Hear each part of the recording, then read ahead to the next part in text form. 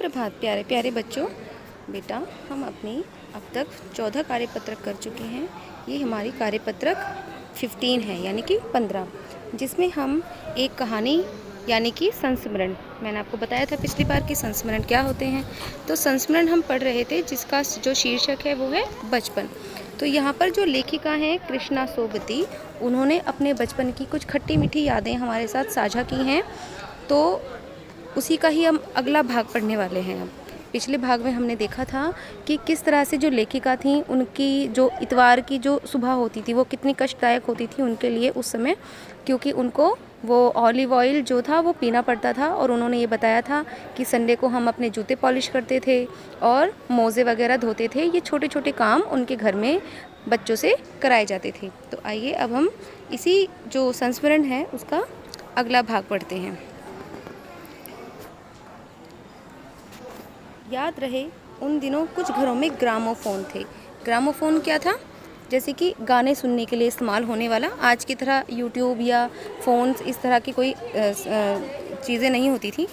तो रेडियो और टेलीविज़न नहीं थे, ठीक है। रेडियो और टेलीविज़न नहीं होते थे उस समय, ग्रामोफोन होते थे। हमारे बचपन की कुल्फ़ी आइसक्रीम हो गई है, ठीक है। कचौड़ी समोसा पैटीज़ में बदल गया है।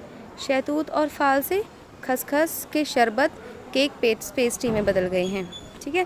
यानी कि ये जो सारी चीज़ें हैं जो पहले टाइम में उनके समय में वो लोग एंजॉय करने के लिए खाया करते थे। जैसे कि आजकल के बच्चे क्या खाते हैं? पेस्ट्री खाते हैं, आइसक्रीम खाते हैं। तो उस समय उनकी खाने पीने की चीज़ें आज के समय से बिल्कुल अलग हुआ करती थी। उन दिनों कोक नहीं, लैमिनेड विमटो मिलती थी, ठीक है।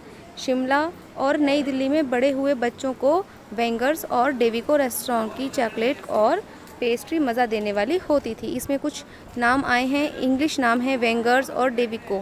बहुत सारे और भी नाम हैं जैसे लेमनेड, विमटो। ये सभी ये क्या है? खाने पीने की चीज़ें हैं जो अच्छे घरों में पले बड़े बच्चे होते थे उनको ये चीज़ें क्या करती थी? मज़ा देती थी।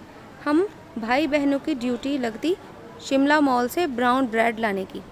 हमारा घर माल से ज़्यादा दूर नहीं था। माल क्या है यहाँ पर? माल रोड, यानी एक जगह का नाम है, वहाँ से ज़्यादा दूर नहीं था। तो ये माल रोड से या माल से जाते थे क्या लेने के लिए? ब्राउन ब्रेड लेने के लिए। एक छोटी सी चढ़ाई और गिरजा मैदान पहुँच जाते। वहाँ से एक उतराई उतरते और माल पर, यानी कि चढ़ते और गिरजा मैदान पर और उतरते हुए क्या आ जाता था? माल आ जाता था। कन्फेक्शनरी काउंटर पर तरह तरह की पेस्ट्री और चॉकलेट की खुशबू मन भावनी। कन्फेक्शनरी काउंटर का मतलब है यहाँ पर ऐसी जो दुकानें होती हैं जहाँ पर केक, चॉकलेट्स, ब्रेड्स, ये सारी चीज़ें मिलती हैं, उनको बोलते हैं कन्फेक्शनरी, ठीक है। तो ये सब वहाँ पर मिलता था और उनको जो चॉकलेट और पेस्ट्री की खुशबू होती थी बहुत ज़्यादा मन भावनी लगती थी। हमें हफ्ते में एक बार चॉकलेट ख़रीदने की छूट थी। हफ्ते में एक दिन वो चॉकलेट खा सकते थे। सबसे ज़्यादा मेरे पास ही चॉकलेट टॉफ़ी का स्टॉक रहता था। चॉकलेट टॉफ़ी का स्टॉक यानी वो जमा करके रखती थी, अपने पास इकट्ठा करके रखती थी। कौन? जो इसकी लेखिका है पाठ की, कृष्णा सोबती। मैं चॉकलेट लेकर खड़े खड़े कभी नहीं खाती। घर में लौटकर साइड बोर्ड पर रख देती और रात में खाने के बाद बिस्तर पर लेटकर मज़ा ले खाती। ये इन्होंने बताया कि किस तरह ये चॉकलेट को खाया करती थी, किस तरह इनको आनंद आता था। तो बच्चों, अब इसी जो गद्यांश से कुछ प्रश्न दिए गए हैं, तो आइए हम इन प्रश्नों को भी कर लेते हैं।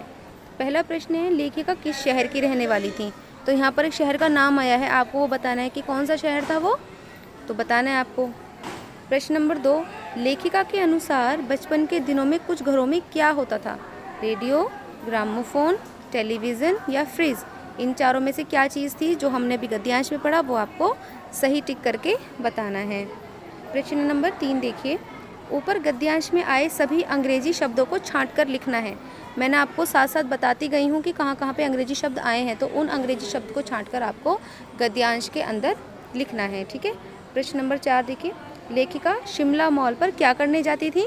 ये भी आपको बताना है। हमने गद्यांश में देखा था कि क्या करने जाती थी शिमला मॉल पर, शिमला के माल पर। प्रश्न नंबर 5, अपनी चॉकलेट लेखिका कब और कैसे खाती थी? ये बताइए। इसमें बताया गया है कि कब और कैसे खाती थी जो लेखिका हैं वो चॉकलेट को, ठीक है। इसी तरह से प्रश्न नंबर हम 6 देखेंगे।